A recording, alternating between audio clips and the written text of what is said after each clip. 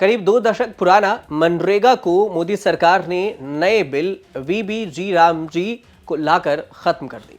हंगामा हुआ, विवाद हुआ, लोकसभा से पास होकर राज्यसभा में और फिर राष्ट्रपति की मंजूरी भी मिल गई।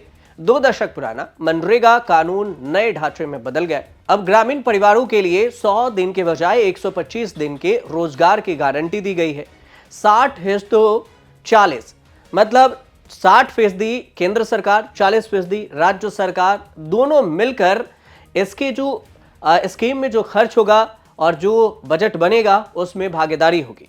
इसमें अगर देखें तो पूर्वोत्तर में हिमाचल प्रदेश में 90-10 के रेशियो से सरकार आज तक काम करती रही है। यही बिहार में एक अलग पैटर्न फॉलो होता है। लेकिन सरकार जहां भारत में गारंटी फॉर रोजगार एंड आजीविका मिशन ग्रामीण यानी वीबीजी रामजी बिल 2025 को विकसित भारत 2047 के विजन से जोड़ रही है, तो विपक्ष गरीबी को बढ़ावा, रोजगार को मात देने और फिर कई सारे ऐसे खामियां हैं जो गिना रहे हैं।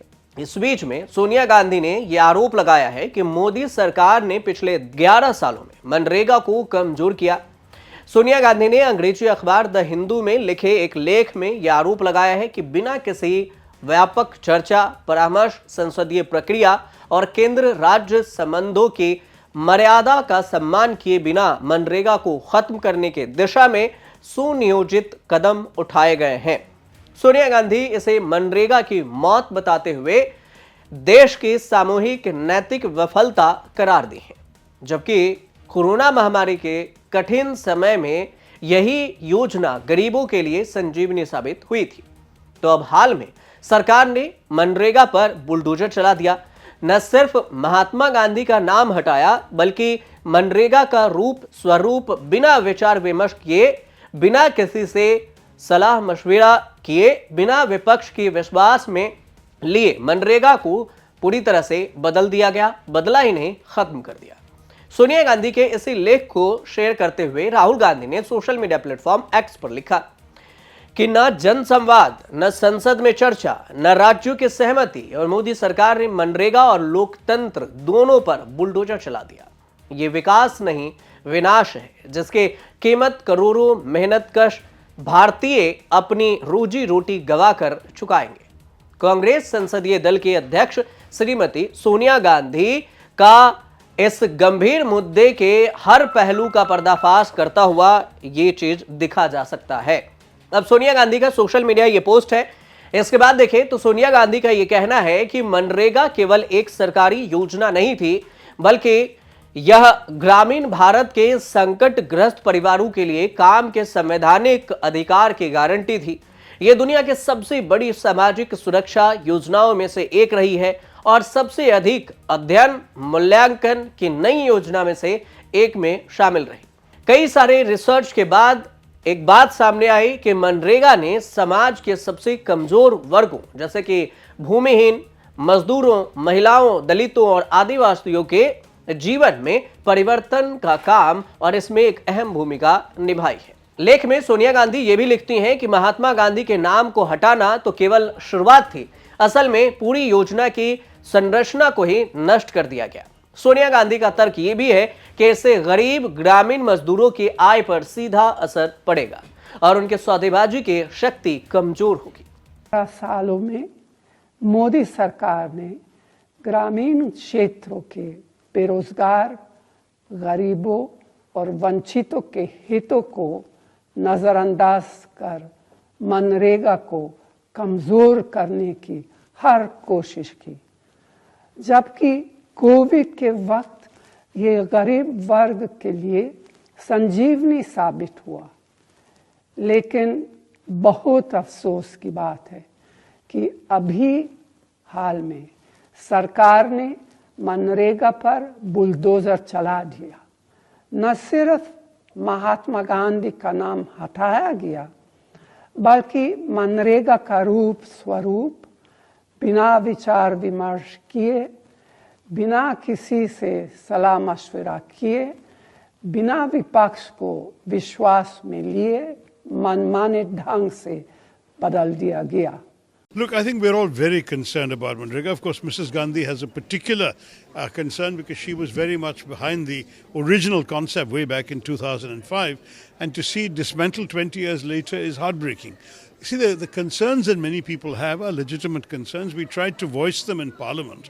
The name is part of it because obviously Gandhiji's vision of Ram Rajya included very much a sense of Gram Swaraj, and that has been completely cast aside in this new bill, and that was unfortunate. And as I said, quoting a Bollywood song of my childhood, "Dekho ho दीवानो ये काम मत करो, राम का नाम बदनाम ना करो." Corona महामारी के दौरान मनरेगा और राष्ट्रीय खाद्य सुरक्षा अधिनियम 2013 गरीबों तक राहत पहुंचाने के लिए दो प्रमुख माध्यम बने थे।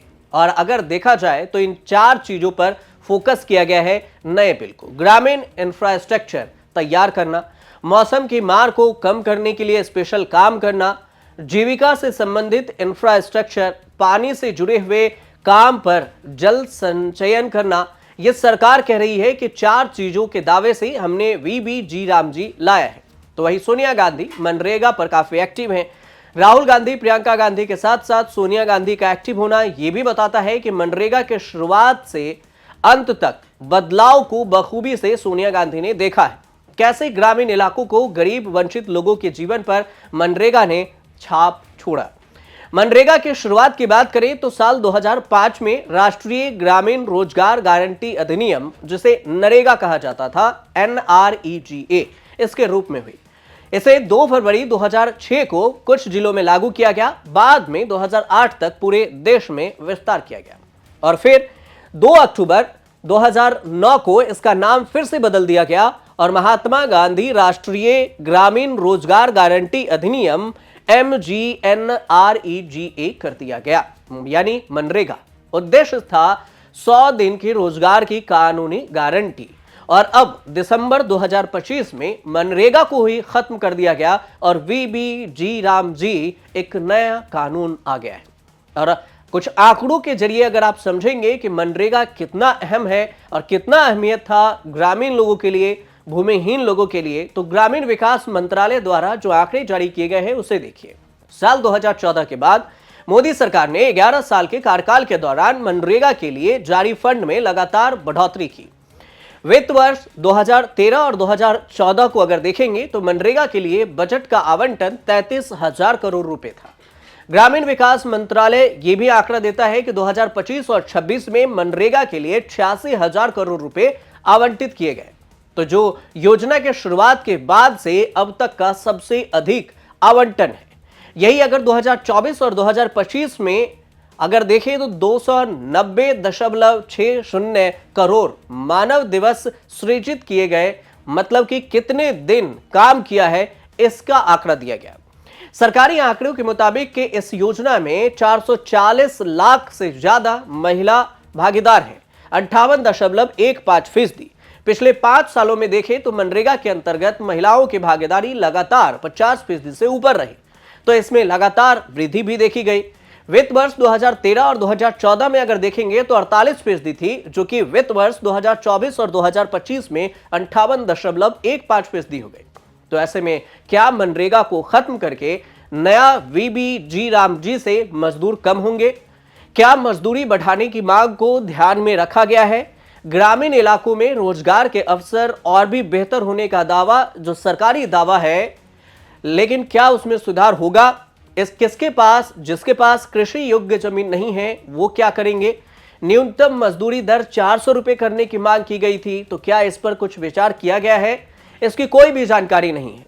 2024 और 25 के लिए हरियाणा में सबसे अधिक लगभग 374 रुपए, मध्य प्रदेश और छत्तीसगढ़ जैसे राज्यों में 221 रुपए मजदूरी, जबकि यही आप बिहार में देखेंगे तो लगभग 228 रुपए से 255 रुपए 2024 और 25 में ये मनरेगा मजदूरों के जो डेली वेजेज है, मजदूरी है, उसके बारे में सरकार ने जानकारी दी थी।